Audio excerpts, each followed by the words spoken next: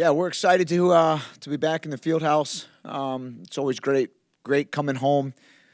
We spent a couple of weeks on the road, and obviously last week we took off and let the guys enjoy their families over the break, and came back and got some work done. But we had a very bad performance against a very good Iowa State team. So I know these guys are looking forward to getting out there and competing again on Sunday.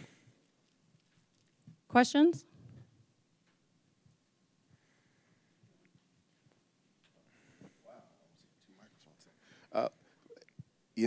The performance against Iowa State, withstanding, I guess I'm wondering, what do you take, from that? Did anyone at all, I mean, I saw Dean had a tight match there, but did anyone at all, leave you with a positive impression despite the overall team struggle?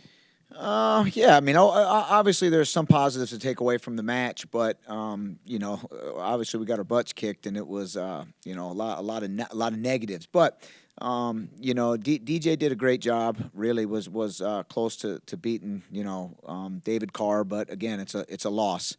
And then up and down the lineup, we got a lot of young guys in there that went out there and first time in a gym that seats 1,500 people, that had 1,600 in there, against a top 10 team. I think the environment may have got to them a little bit, but ultimately they didn't perform, and that's why we do it early in the year.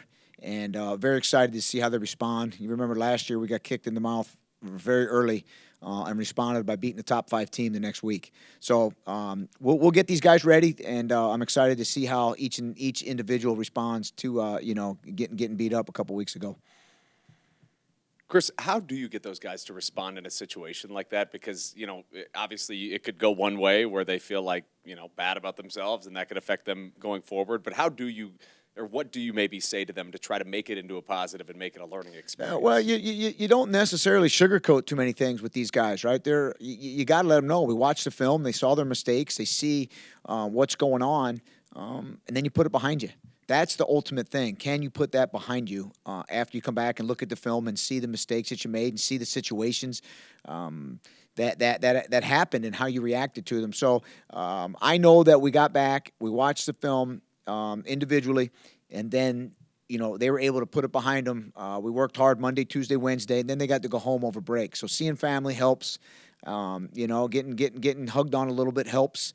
And then, we got back to work this morning, and it's a great group of guys. It was one of the best workouts we had all, since we started this thing. So they're looking forward to Bucknell. We have to look forward, or if we keep thinking about that Iowa State match, it's going to be a long Sunday for us. DJ also had the NWCA All-Star. He had 2 pretty tight matches last week in total. What did he learn from those? They were both losses, but tight.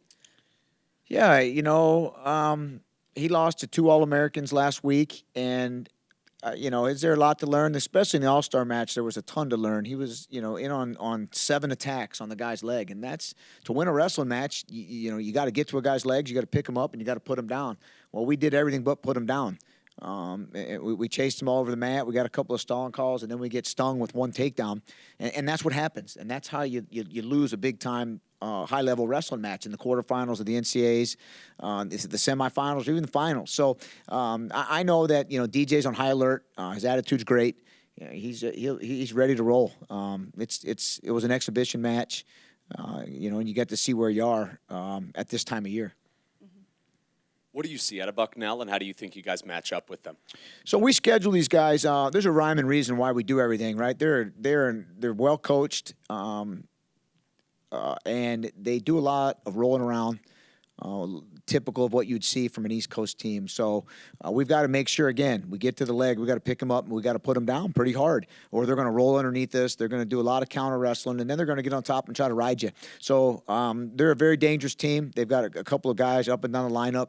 They've got a couple of Wisconsin kids in the lineup that went away, and we're excited to welcome those guys back home. But we got to make sure that We get to those legs early and often. We get our crowd involved, and then we score a lot of points. If we do that, we're going to be just fine. But if we let them hang around, and they're good at some really good scrambling positions. And they've wrestled a high-level schedule already. They've wrestled Oklahoma State. They've wrestled Minnesota. They're coming to us. They've wrestled in a tournament. So they're used to the Big Ten, the tough competition, and I know they'll be up for the fight.